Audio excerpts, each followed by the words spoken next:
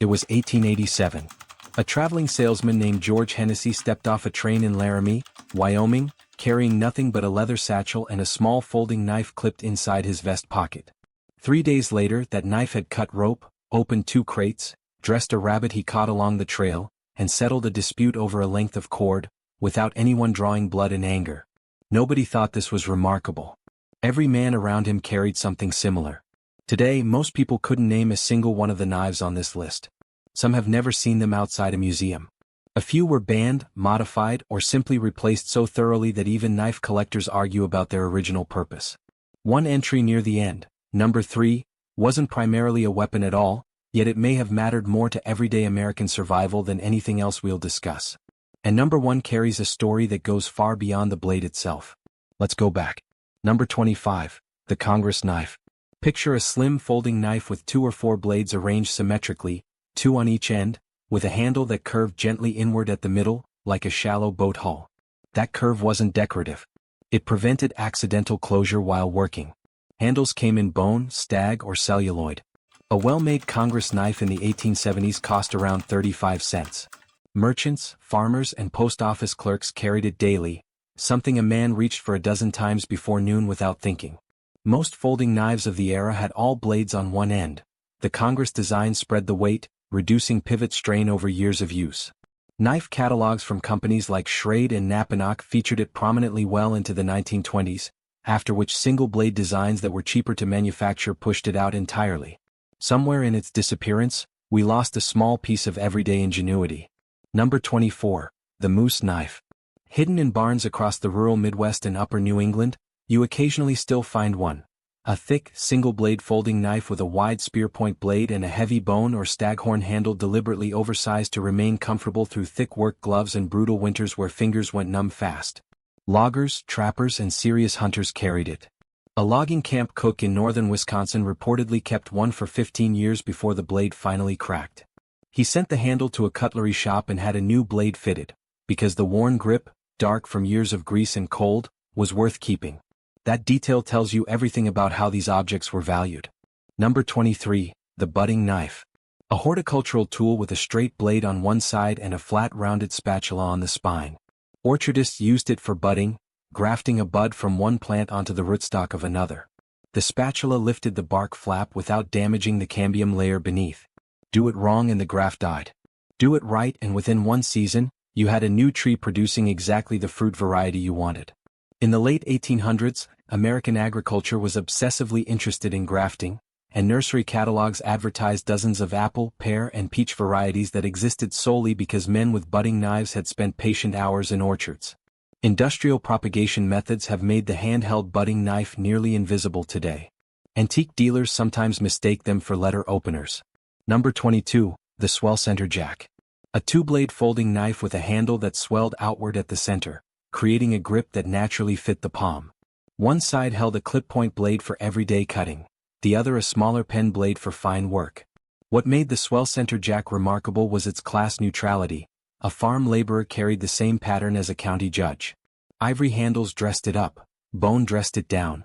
American cutlery manufacturers produced it in enormous quantities because demand never wavered. A pattern is already visible across these early entries. The knives men carried weren't chosen randomly. Each reflected a specific set of daily tasks, and the best designs solved several problems at once with no wasted geometry. Keep that in mind. Number 21, the pruner's knife. A blade that curved sharply downward at the tip, like a bird's talon, disorienting at first glance, but the curve was the entire point. When pruning grapevines, hop yards, or rose canes, a curved blade allowed a clean pulling cut without the blade glancing sideways. Tobacco cutters used variants for decades. Pruner's knives were regional, more common in the mid-Atlantic and upland South where vineyards and specialty crops required hand cultivation. Its disappearance tracks almost perfectly with the industrialization of American agriculture. When the machine took over the hand gesture, the tool that perfected the gesture became unnecessary. Number 20, the cattle knife. Ranchers on the open range needed a folding knife built around one brutal daily reality. Cattle got injured constantly and someone had to deal with it on the spot. The cattle knife typically featured a clip-point blade for general cutting, a fleam blade, a small lancet-shaped blade for bloodletting sick animals, considered essential veterinary care in the 19th century, and sometimes a saw blade for hoof emergencies. The fleam has nearly vanished from modern knife knowledge. It looked like a small triangular tooth, precisely ground for clean incisions without unnecessary tissue damage. A Kansas rancher's 1891 inventory lists a cattle knife, 3 blades, bone handle between a bottle of liniment and a spare cinch ring. Not a weapon. A tool. Number 19. The maize knife. Before mechanical corn pickers, men working on foot through tall standing corn used a short, heavy-bladed folding knife designed specifically for husking ears from the stalk. A man working a large Illinois cornfield might make the same cutting motion 5,000 times in a single day. The knife had to hold an edge, seat safely in the pocket between rows, and open single-handed when both arms were extended. These constraints produced something remarkably refined. The best maize knives from Sheffield-influenced Ohio and Connecticut cutlery houses are still considered elegant pieces of work by collectors who know what they're looking at. Most people mistake them for general agricultural knives. Then the mechanical corn picker arrived, and the knowledge of what a maize knife even was began to disappear. Number 18. The Sowbelly Jack. Named for its handle profile, broad in the middle, tapering toward rounded ends, resembling a cut of salt pork. An unromantic name for a well-thought-out knife. The broad mid-handle gave leverage for heavy cutting. Blades typically ran 3 to 3.5 inches. An 1898 Pittsburgh hardware catalog offered it in 3 grades from 25 cents to $1. The steel and handle material changed between grades. The geometry did not. That geometry was the product. The result of craftsmen paying obsessive attention to how the hand grips a tool under fatigue. Modern designers call this ergonomics. These men called it common sense. Number 17. The electrician's knife. Before standardized wire strippers existed, every telegraph operator and telephone lineman carried a specific pocket knife. The main blade was a modified spear point with a deliberately blunted tip, designed to prevent accidental puncture of wire insulation during careful stripping work. A second blade served as a flat screwdriver machine to fit terminal screws then in common use. Some versions added a small awl for punching access holes and junction boxes. Telegraph companies ordered them in bulk in the 1870s. Demand surged again when the telephone network expanded in the 1890s. The blunted tip wasn't weakness, it was precision. The tools that look imprecise to modern eyes were often the most carefully engineered for their specific purpose. Number 16. The farrier's knife. A curved blade with a pronounced hook at the tip, designed to pare and clean the underside of a horse's hoof. Farriers used larger standalone versions. Working cowboys and cavalry soldiers carried a folding pocket version because waiting for a farrier in the field wasn't always an option. A stone wedged in a horse's frog, the soft tissue at the center of the hoof, could lame an animal within miles, potentially stranding a man 50 miles from the nearest settlement. The folding farrier's knife fit in a vest pocket, opened one-handed, and gave any experienced horseman the ability to handle emergencies on the trail. Civil War cavalry records note the prevalence of small hoof-cleaning tools among soldiers' personal kit. Today that knowledge lives in a very small community of working farriers. For most Americans it's completely gone. Number 15. The copperhead knife. A long, tapering clip point that narrowed sharply toward the tip, resembling the triangular head of the snake it was named after, gave it exceptional piercing ability without sacrificing general cutting performance. Common across southern states from the 1870s through the early 1900s, its prevalence correlated directly with the combination of agriculture, subsistence hunting, and river commerce that characterized those economies. Men needed knives that could dress a deer, cut fishing line, and slice rope in the same afternoon. By the 1920s, standardized manufacturing began erasing these regional distinctions.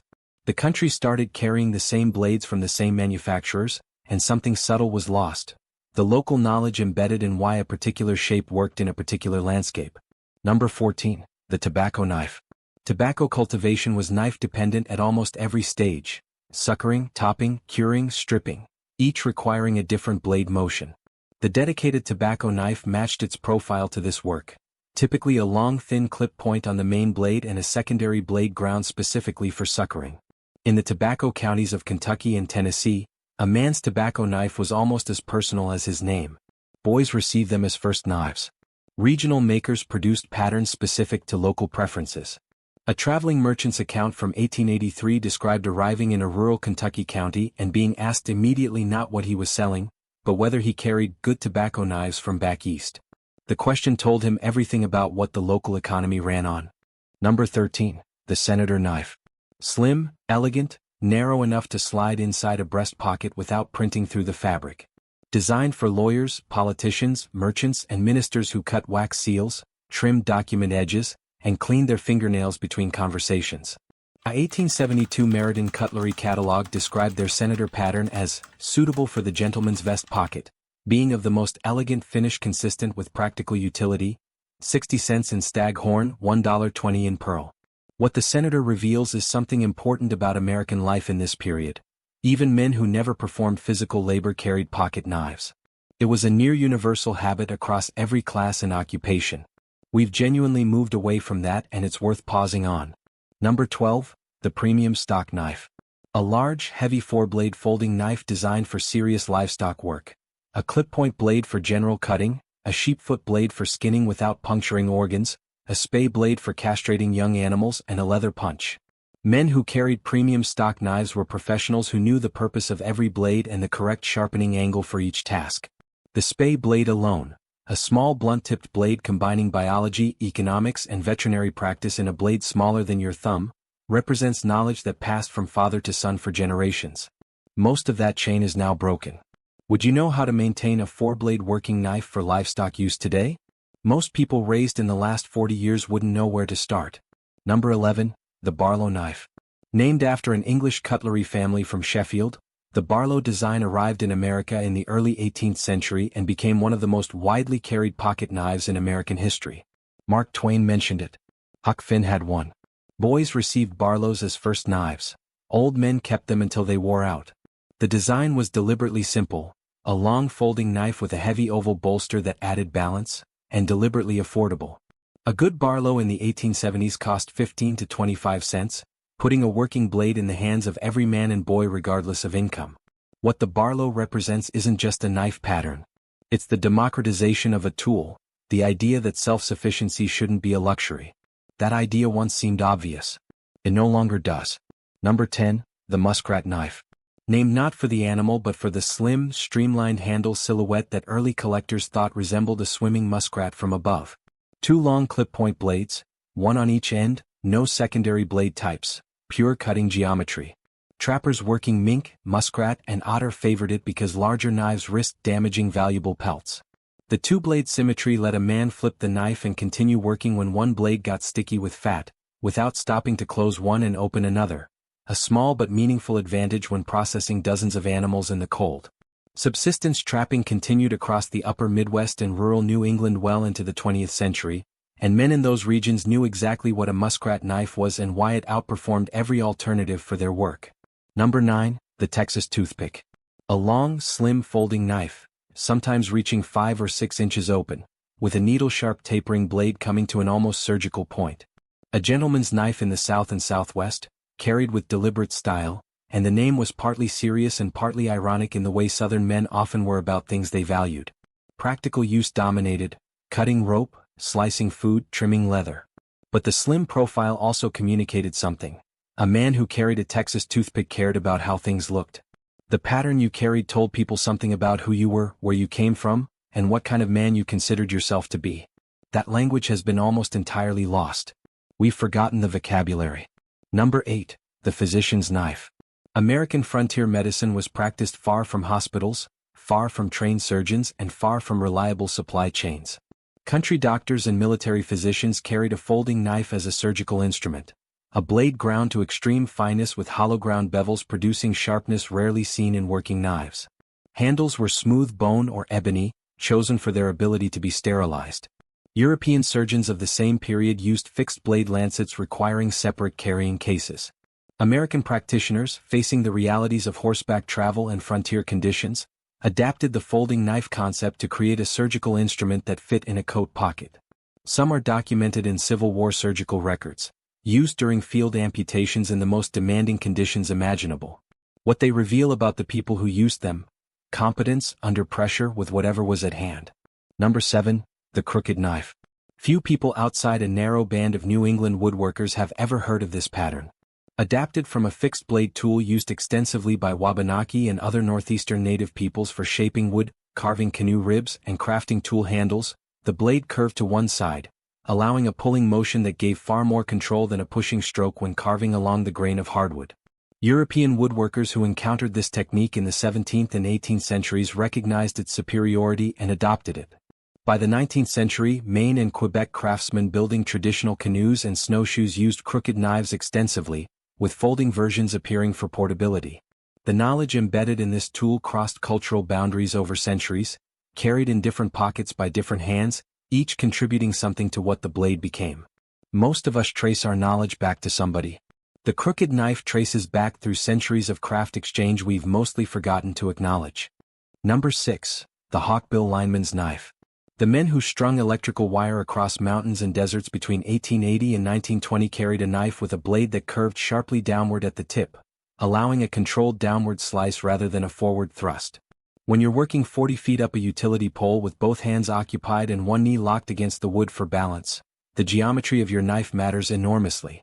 These were large, heavy knives with checkered rubber or grooved bone handles for grip in wet conditions, and blade steel chosen for durability over absolute sharpness because a lineman sharpened his knife constantly. Electrical workers' unions sometimes listed approved knife patterns in their publications.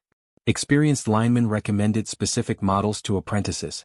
Knives passed hand to hand across careers spanning 30 years. That transmission of knowledge was how most skilled trades educated themselves throughout American history. Number 5. The Bowie Folding Knife. You know the name. You likely don't know this version existed. The fixed-blade Bowie knife of the 1830s frontier inspired a line of large folding knives that carried the same clip-point geometry in a pocketable format. Blades ran 3.5 to 5 inches, with the wide base to reinforce point geometry faithful to the original. Handles were heavy, often stacked with brass bolsters. In many southern and western states through the 19th century, large fixed-blade knives carried openly were subject to local ordinances. A folding blade in the pocket circumvented those regulations while preserving the essential capability. This was American practicality applied to a legal problem. Men figured out what they needed, assessed the constraints, and adapted. The folding Bowie is rarely discussed today even in knife collecting circles, but the men who carried them had very specific reasons for the choice. Number 4. The Sheepfoot Sailor's Knife. The sheepfoot blade has a cutting edge that curves upward to a completely blunt tip, no point at all. For most tasks that seems like a limitation. For sailors it was the critical feature. On a ship under sail, a man cutting line is working in poor light, on a moving deck with spray-slicked hands, and the rope under sudden tension could snap toward his face. A pointed blade in that environment is a liability. The sheepfoot let a man cut under pressure without risking an accidental stab, of himself, a crewmate, or a sail that cost more than his annual wages. American maritime trade through the 19th century, clipper ships, the whaling industry, coastal trade vessels, put tens of thousands of men in exactly these conditions for months at a time. Sailors' knives with sheepfoot blades appear in ships' logs and maritime inventories throughout the period, considered as standard as a marlin spike. Number 3. The Whittling Knife. Here is where the list shifts from tool to something larger. The whittling knife was not a professional instrument. It was not a survival tool in the conventional sense. It was a folding knife, usually a single long thin blade with a comfortable handle, carried by men who made things with their hands not because they had to, but because they needed to. Whittling was the American habit of turning time into objects. A man sitting on a porch, waiting for something, reached into his pocket and began shaping a piece of wood. He might make a toy for a child, a handle for a tool, a simple peg needed somewhere on the farm. Often he made nothing in particular, just shapes that pleased him. In the rural America of the 19th and early 20th century, this habit was nearly universal among men.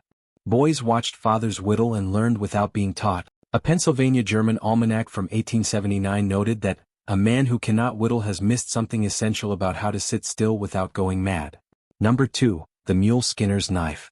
Few occupations in American history were as demanding and as thoroughly forgotten as the mule skinner, the man who drove teams of mules across mountain passes, desert trails and military supply routes that opened the American West. A mule skinner handled anywhere from 6 to 20 mules in tandem, controlled with a single jerk line and a voice trained to carry over mountain wind. He repaired his own harness, treated his animals' injuries in the field, and navigated terrain that broke wagons and killed horses. His knife was a four-blade working tool, a heavy clip-point blade for harness repair and general cutting, a secondary blade for skinning game on long hauls, a leather punch for harness modification, and sometimes a small saw for emergency wagon work. What made these knives distinctive wasn't the hardware. The mule Skinner disappeared with the railroads and motorized transport. But the mountain passes he opened and the settlements that existed because his animals could climb where wheels couldn't are still with us. We just forgot who made them possible. Number 1, the first knife. Not a catalog name. Not a manufacturer's pattern. A category. The first knife a boy received. Across American history, in virtually every region, social class, and cultural background, there was a moment when a father or grandfather reached into a pocket and placed a folding knife in a boy's hand for the first time. The knife might have been a cheap Barlow, a worn Congress pattern, a slim Senator, or a well-used mule Skinner's blade handed down through 2 generations. Which of these surprised you most? Drop it in the comments, and tell us if any of these patterns showed up in a drawer, a barn, or a grandfather's pocket. If you enjoy uncovering the forgotten corners of American history, consider subscribing.